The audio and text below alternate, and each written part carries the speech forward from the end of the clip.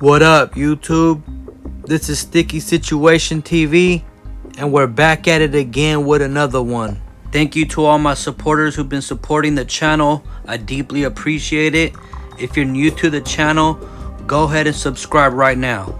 So today we're going to California with it, Northern California to be exact, in the city of Sacramento. So this is a strange, horrific story that a lot of people don't know about. One of the most sickest, disturbing rap crime stories I've ever heard about a rapper named Sicx, aka Sicx Bounty. Real name Maxmillian Kunitz. Sicx is an American underground gangster horrorcore rapper from Sacramento, California, South Sac, Iraq to be exact, from a hood called Creek Mob. From the Elder Creek area of South Sacramento that don't claim blood or Crip. Sacramento has an interesting gang history. When you think of California gang culture, the first thing that comes to most people's minds is LA, since the Bloods, Crips, and Serranos started in Los Angeles. But Northern California also is gang infested. The Bay Area don't have Crips and Bloods. The only gang banging in the Bay are Norteños and some Serranos. Gang members from LA and surrounding cities like Pomona came up to Northern California in the early 80s to Sacramento and surrounding cities like Stockton to set up shop in certain hoods to profit from the crack epidemic. The Bloods, Crips, and Pyrus from Sacramento don't claim LA hoods like most cities that LA gangs branch off to. Sacramento gangs have their own hoods, even though they adopted the LA gang culture. Prior to them days, Sacramento had their own gangs in most hoods you hear about today. Gangs like Dog Catchers, Hype Dogs, Funk Lords, Rock Busters, and Creek Mob, just to name a few. Anyway, as far as this gang banging goes, I had the first gang out here in the South area. Yeah, that's what I wanted to ask you about that. Yeah. And it was called, what, Dog Pound? No, the Dog Catcher. Dog Catcher, my bad. I knew it was Dog something. Dog Catcher. And what year was that? That was like in the early 80s, 83. 83. And at this time, there was no Crips or There Bloods? was no Crips or no Bloods. It was the Dog Catchers, the Hype Dogs, the Creek Mob, and the Flat. Oh, so the Creek Mob is one that really been here for a minute. Yeah, and what was it? The Rock Busters. Ain't that what they call themselves? Where was the Rock Busters from? Amherst. Oh, okay. Amherst Apartments. Oh. Around the same time, the Sacramento rap scene was forming. Rappers would have these rap battles at Burbank and John F. Kennedy High School. Rapper Brotha Lynch Hung and Sicx would partake in these rap battles. Brotha Lynch Hung was going by the rap name Ice Cold, and Sicx was going by Strobe Light. The next generation of rappers were chiseling their rap skills at the local high schools and street corners. This time, the young generation was mainly battling at Kennedy High School in South Sacramento, aka the K House. As with the generation before it, this breed of rap battlers would engage after school, and the best from other schools would come to test their skills in the arena.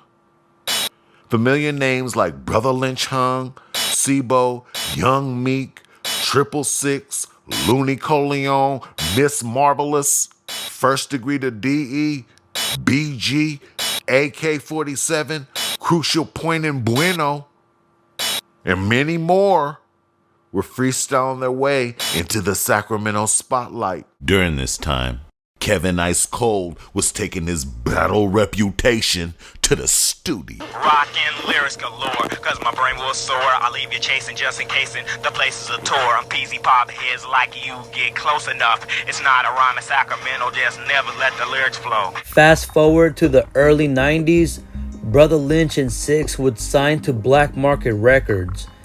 1993, Brotha Lynch Hung would drop the album 24 Deep, his debut EP with 9 tracks in it. In his debut album, you would hear him speaking to the devil, rapping about cannibalism, and unaliving babies, but not in them words. I can't say it because YouTube is strict, but you know what I mean. Who the Just call me Manson. Some people say I'm the devil. Something like a Manson mind, my nigga 666. I got him doing a devil dancing, man. Nigga ribs in my mouth, now who's next? I got the menu of a mother cannibal. Year before that, in 1992, Sacramento 29th Street Crip rapper X-Rated would drop his first album, Psychoactive. Even though the album is gangster rap, it would also be the birth of horrorcore rap, since he was rapping about taking the life of a woman while dressed in a devil's costume on Halloween night. After the release of his album, he was arrested with 4 others for the murder of Patricia Harris, a relative of a rival gang member from Meadowview Bloods. His lyrics reveal his deadly plans. Tonight, authorities are looking into that possibility after a local rapper wrote a song about killing and now stands charged with murder. It all centers on the murder of a community activist and a rapper named X-Rated. Stan, 2 months ago, a gang of teenagers kicked in Patricia Harris's front door in the middle of the night. One of them shot and killed her. Carol, that community activist was Patricia Harris. She was shot and killed in her South Sacramento home 2 months ago, and police say a gang of teenagers kicked in her door and began firing shots. Now we are learning that one of those teenagers recorded a song about murder just 2 days before the killing. Gangs out of her Meadowview neighborhood, but police believe gangsters killed the 42-year-old mother and grandmother by accident when they stormed her house. Police arrested 5 teenagers for the murder. One of those arrested is a 17-year-old rap singer named X-Rated. To know and see that that X-Rated is not really that rare. Sicx owns the company producing X-Rated's record. It's a record that echoes the violence at the Harris home. One song is called The Murder. Part of it says, I'm knocking down doors, I'm killing mamas, daddies, nephews, I'm killing daughters, sons, and sparing you. It's Halloween and I got a treat. I'm dressed like a devil and I'm handing out human meat. And every hoe that rings my bell, I drag them in a house. Brotha Lynch, X-Rated, and Sicx are the pioneers of horrorcore rap. But around 1993, Memphis rap group 3 6 Mafia dropped an album called Come With Me to Hell. They were worshipping the devil with satanic lyrics. Lord Infamous and Coops the Nicka were actual devil worshippers, playing with the occult and taking it the furthest than anyone in the group. Lord Infamous even named the group 3 6 Mafia when they were teenagers. Lord Infamous and Coops the Nicka were actually practicing the occult, playing with Ouija boards and doing satanic rituals. People say the reason why both died so young is because the devil came to collect. There is a Koopsta documentary on YouTube where he talks about partaking in rituals with actual satanic worshippers and openly admitting to being a Satanist. I even had the satanic books, the little warlock materials, you know, every warlock gotta have a dagger, cut the little point stars, whatever, little candles and shit. I had all that, I was into all that. So, because something about the other Bible didn't work out. So I can tell you this, we did, folks at 666, some folks were scared of it and left, put it like that. But me, I meant what I was saying. I definitely meant it. I said, so God, you're gonna play like that, huh? Well, I got you. I'm gonna make black folks comfortable with 666. Back then, black folks was like scared of this shit. Right down there is a building, it's called a factory something, but right now it's on Riverside somewhere. All them houses up on Riverside and shit, it's a warehouse, we ran across some shit we weren't looking for.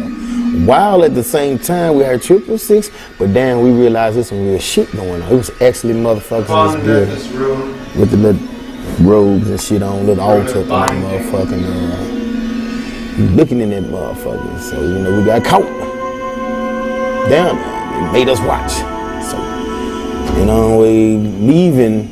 Well, that was the second time. The first time police would put up like, Memphis police said, y'all shouldn't be down here.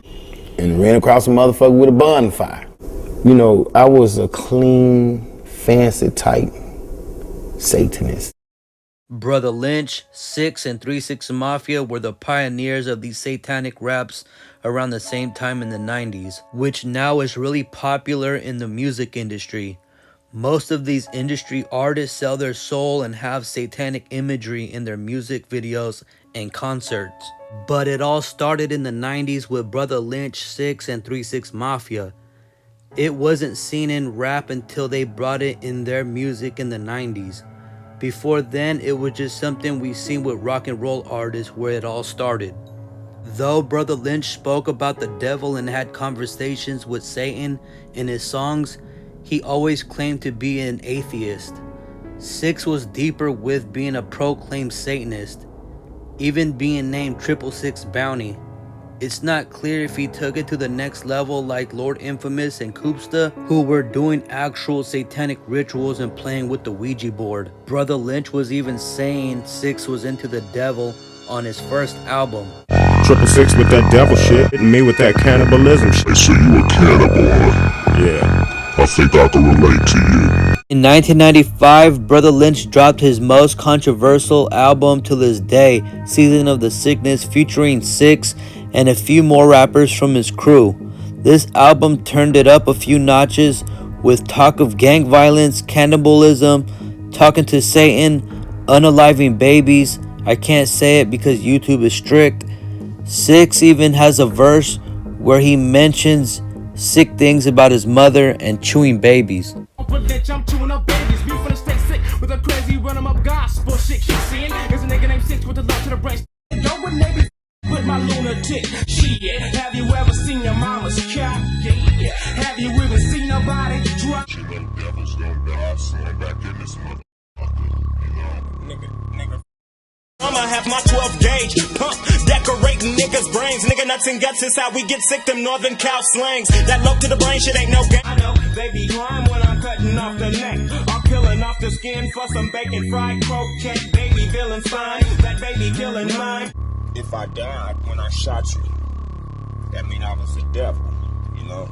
This baby killer seeds and put 6 in the clip, put it up that clit and watch them babies' brains drip at that fetus. Bleed it's that nigga that kill him up, fill him up full for that shit. Cause living with that 666, you learn the devil in his mouth and eat the and I admit, cause a nigga won't last much longer. With rats in the cut, you and all on your nuts like my nigga Jeffrey Dahmer. Straight loving that shit, that sickness gets me harder than a corpse. So you better pray when you see me put that 9 up in that. Cock it back slow, rock it back and forth, wait for the nut, don't let my trigger go. The Season of the Sickness album had a lot of controversy. In September 1996, 18-year-old Joseph Edward Gallegos, a juvenile parolee, shot dead 3 of his roommates execution style and shot his ex-girlfriend in the arm at her school after repeatedly listening to Brotha Lynch's album Season of the Sickness, high off crystal meth. His ex-girlfriend Haiti Hawker recently broke up with him before the shooting after becoming too possessive with her. After Joseph Gallegos had an unsuccessful attempt with getting back together with his ex-girlfriend, Joseph started screaming at her over the phone Monday night. Early Tuesday, Joseph Gallegos snapped. He pulled all the phones from the wall, locked all the doors in the house before executing his roommates. Joseph then took the keys from one of his victims and drove to his ex-girlfriend's school. When he arrived to the school, he met with his ex-girlfriend while she was walking down the hall towards her dorm room. She told him to leave her alone, and she opened the door to her room before pushing himself in the room, taking her and 3 hostages with him. After 30 minutes, she pretended that she needed to use the bathroom, which was in the hallway. She started running for help, and Joseph shot her in the foot. Joseph got her back in the room and told her he came to take her life since she took his. After a 4-hour standoff with the police, he traded one of the hostages for a 6-pack of soft drinks. Joseph opened a window, closed his eyes, and showed his face, and a police sniper shot him in the neck by his Adam's apple. He fell back and shot his 9mm pistol at the door. He was rushed to the hospital where he died 28 minutes after. There is a rumor that he had the Season of the Sickness album taped to his chest, which Brotha Lynch spoke about on a Vlad TV interview. This story gave Brotha Lynch a bad reputation after the media accused his rap lyrics to be the reason why Joseph Gallegos went on a shooting spree. But bad publicity can be good advertisement for a rapper. This would be the second time a black market artist from Sacramento would be all over the news for his lyrics after the situation with rapper X-Rated, but it wouldn't be the last. After Brotha Lynch's album dropped, Sicx would start taking his rap career more serious. He dropped his first solo album in 1995, not too long after Season of the Sickness, called Dead for Life. In 1999, he dropped his second solo album, If These Walls Can Talk. He has a third album that never officially released, Deer Hunter. He also collaborated with Brotha Lynch on an album that came out in 1992 but released in 1998. In these albums, Sicx had more than a few strange questionable verses where he spoke disgusting things about children. His family and friends should have sat him down and discussed these lyrics and make sure if he was okay mentally.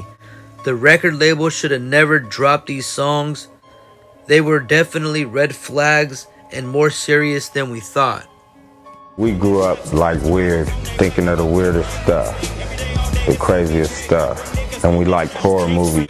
Comes your lips, tear the skin off your face. Take a newborn child and cut off its waist. If you nigga with your shoulder fuck won't be walking out. Nickname funk on sight. Siccmade all my life. I'm fucking your kids instead of your wife. That's way more than an elephant. Bitch ass nigga named Doc zipped up in the body bag. Creek mob nigga, fuck your mama and your daughter. Put them both up in the water.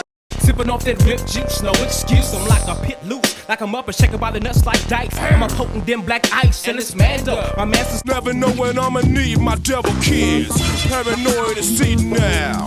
It's the reason I'm schizo. Listen to my clip flow. Jack and they dick, leave death breathing. In the dark room off a shot of tango, ring pig singing. Till the fog moves, assuming the devil's digging. But if you me, the seat's going off your daughter's skirt, nigga. And you know I'm half blood with the baby killer, gravy swigger, Dracula and up them babies, bitch. So check the flavor next time you eat that tuna fish. Nigga, that's the shit that I'm known for. From the time I was a kid, I always knew what. Sicx would cross the line with his lyrics regarding people's children and babies more than a few times in his raps. I understand he could have been rapping in character, but not even Brotha Lynch would go this far in his raps. I'm going to try to keep this part as clean as I can with certain words I can't say on YouTube, so please bear with me. I'll be using some abbreviation for certain words, so try to understand the best you can. This is where this rap story turns into a crime story. This will be the third time a black market artist from Sacramento would be all over the headlines on the news over a serious crime. June 13, 2001, Sicx, along with his girlfriend Aniva Jamieson, aka Ana Maria Lopez, were arrested on sickening, horrific sex crimes that involve his own children. They were both arrested for 69 felonies, including child molestation, possession of CP, and several other sex crimes. Sicx and his girlfriend faced a combined 400 years in prison. They both were charged with numerous sex offenses arising from their molestation charges of 2 children. One child being his own daughter and the other child being his daughter's friend. As strange as it sounds, the 2 defendants committed the crimes by forcing the victims to pick a card from a deck of sexually explicit drawings and then performing the act as depicted in the drawing. Sicx and his girlfriend were charged with numerous sex crimes like forcibly committing a lewd act, oral copulation, aggressive sexual assault, sexual penetration, and aggravated rape on a child. In September 2004, Sicx pleaded guilty and received 32 years in prison. He also has to register as a sex offender forever. A few months ago, after being silent for 23 years, Sicx would appear on a YouTube prison podcast doing his first interview since he's been in prison. In the interview, Sicx speaks about giving his life to Jesus and becoming a man of God while in prison. He also spoke about his case taking full responsibility of his crimes after blaming it on losing his mind because being addicted to meth. He mentioned how his music was sick and satanic, that with a meth addiction all it can do for you is set you up for failure. He has plans of getting back into music with a big change of rapping about God when he gets released in 2024. Surprisingly, he even had people in the comments still supporting him. Well, I take my full responsibility of that. You know, I wasn't necessarily in a gang environment, but some of the things that I was doing just were unhealthy. But internally, you know, I've really learned during my time that I have to take responsibility of who I am as a man. So first of all, I got on meth really, really bad, Ali. That wasn't my thing. I was mostly just a drinker. And I was at a party one day and I was kind of tired, so I was drinking all day and, you know, just being uninformed of what that drug was. And I tried that, man, and I lost my mind. And so just one of the things that I would kind of change and just not do anymore is get on that trip. And just the people that I've heard, you know, I really went on a trip to where I was just kind of like checked out with life. You know, I really didn't, even though I was still working with my music, I didn't feel like I had purpose. And because I felt like I didn't have purpose, I started just gravitating to anything that would fill the void. So nowadays, you know, even though people don't really believe me, I belong to Jesus. I belong to Jesus now. So knowing the fact that God has a plan for my life and that he saved me gives me new hope. So just the people that I would be around, the things that I would put in my body, in my mind, I would change those things. And just remember that good days or bad days, every day has a purpose. So being focused on that, like Cass doing what you're doing, you guys are moving it right along and you're being positive and you're feeding your families and you're doing positive things. But I miss my music. You know, I was working on my third album when I started using meth. And then so, you know, once you're on that drug, you kind of check out and stop everything. And so I missed that. So that's one of the things that I want to do when I get out, as soon as get back on my career. It's just, I'm trying to get out and just stay out the way and do my thing. But, you know, I love my music and I do believe that God wants to use my music to impact people's lives. And I want to be involved in different groups and functions. You know, first of all, I need to anyway because it's going to be part of my parole. But I'm not doing it just because I have to. I'm doing it because I want to. You know, it's going to take me a minute and, you know, some trial and error to figure out where I fit in as far as, you know, the groups or the conversations. But at the same time, I'm just trying to stay out the way. I'm going to answer that with another comment. So apparently another comment was made, which I totally respect. He says that it's crazy that Sicx thinks he's going to have it's crazy that Sicx thinks he's going to have a career. And it's crazy that, I'm paraphrasing, it says crazy that, you know, no one's going to pretty much, you know, rock with a pedophile. I mean, no one's going to like support him. And you know what, he's right. Who he or she or whatever, it is crazy to think that I can just come out and have a career. You know, why is that crazy to think? Why is that crazy? Let me finish. So it is crazy that, you know, I would just assume that people want to still hear my music, which they do. I just got off the phone earlier with somebody from Washington, and you know, these tablets are a blessing, man, and they really connected and say, hey, Sicx, I'm still waiting on music. But back to your question, what's crazier, though, and Ali, I'm not trying to sound super spiritual, but this is just real. What's crazier is what Jesus did for me. And I'm always going to go back to that.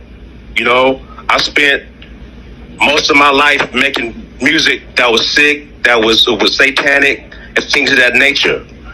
God gave me these gifts. And so whatever else I can do for the rest of my life is going to honor him.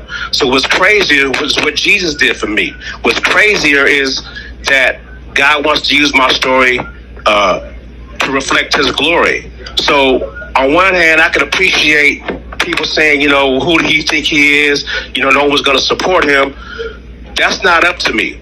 I'm just going to honor God, be obedient to God, make the music that I need and put it out there and put it in his hands and let him do what he wants to do with it. You know, if I turn around and I stop doing what I'm doing just because man has a problem with that, then I'm not much of a man. You know, and it's not to say I don't appreciate the situation. It's not to say that I'm done. But Ali, truthfully, man, I should have been gone off this earth a long time ago, even before I became a monster. That's just the life I was living before. But I heard something the other day. Somebody says, if you have a pulse, you have a purpose. And God keeps giving me a pulse every day by waking me up. So I'm going to go out and make this music for his glory, say the things that I have to say, and put it in his hands. And whatever God chooses to do with that, that's his business. You know, if I can't argue with my Heavenly Father. I can't say, well, God, you know, people don't want this or people don't want that. But truthfully, there's a lot of people that are still checking for my music. And that's even humbling for me. You know, I feel grateful that people still want to hear my story. So I don't know if that answers your question, but for people just to think that I'm just going to come out and just stop doing what I'm doing, you know, they might be disappointed. I don't want to offend them, you know, and I give my apologies to the people that I've hurt, whether it was my daughters directly, whether it's my family directly, or whether it's people in the communities. I mean that sincerely, and I am genuine. I don't know how to be fake, you know. I've never been fake. Okay, so Sicx has a son that has the same first and last name as him. His rap name is Lil Sicx, and he was interviewed and asked about his dad's situation, which he explained how his father never did anything wrong to him, and all he has is good memories about his father. He also says that he never saw anything wrong in his household as a child, which made it difficult to believe that his father was guilty for these heinous crimes. This is where a lot of controversy comes in, and a lot of disrespect comes to me personally because of my name. Now, I have the same government name as him, so it doesn't matter if I'm in school or I get pulled over by the police. They're still going to see me as him at first until they realize I'm a junior. But as a kid back then, man, like my pops never.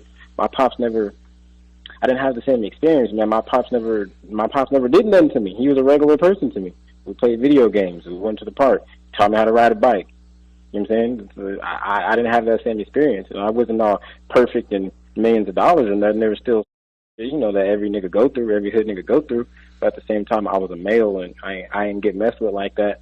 And so when everything did happen, I didn't know if it was true or not myself. You see what I'm saying? Because I didn't see nothing, I didn't hear nothing, I didn't feel nothing. And it was, you know what I'm saying? For me, it was just a loss. I was too young. Brotha Lynch did a Vlad TV interview where he made a strange statement by saying Sicx is a horny dude, but then later says he doesn't believe Sicx did any of those crimes. He said they were so close that he would have known if he was doing anything like that. He also shouts out Sicx in his latest album. I find it strange because even though Sicx himself admitted to these crimes, Brotha Lynch was still supporting someone who took full responsibility of his actions while he was trying to make it seem like he was innocent. In 2024, Sicx will be released at age 54 after surviving a 23-year prison sentence. So that's the end of that crazy story. What y'all think? You think he could make a comeback in the rap game when he gets out of prison? Or will his heinous crime and age get in his way? Personally, I can't support anyone who's done anything like that to a child.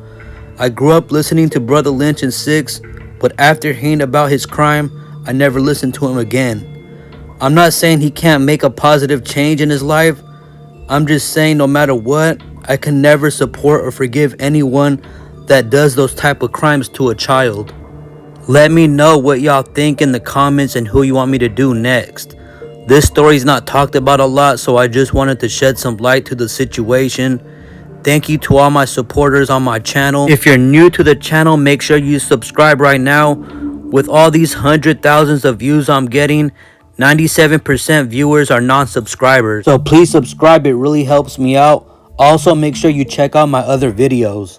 I've been getting so much positive feedback, and that alone gives me motivation to do more videos. Shout out to everybody who's made it to the end of the video. I really appreciate it. I'm gonna start doing more videos like this, so keep a lookout.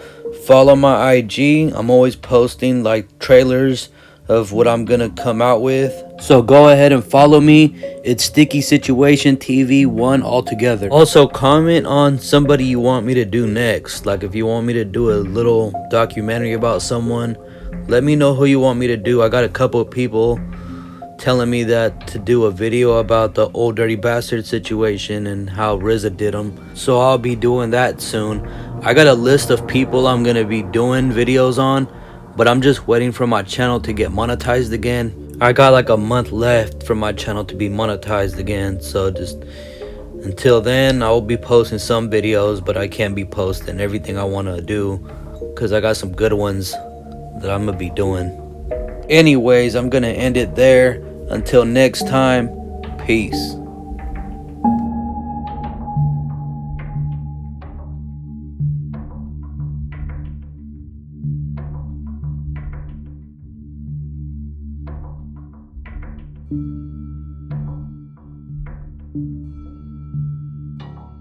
you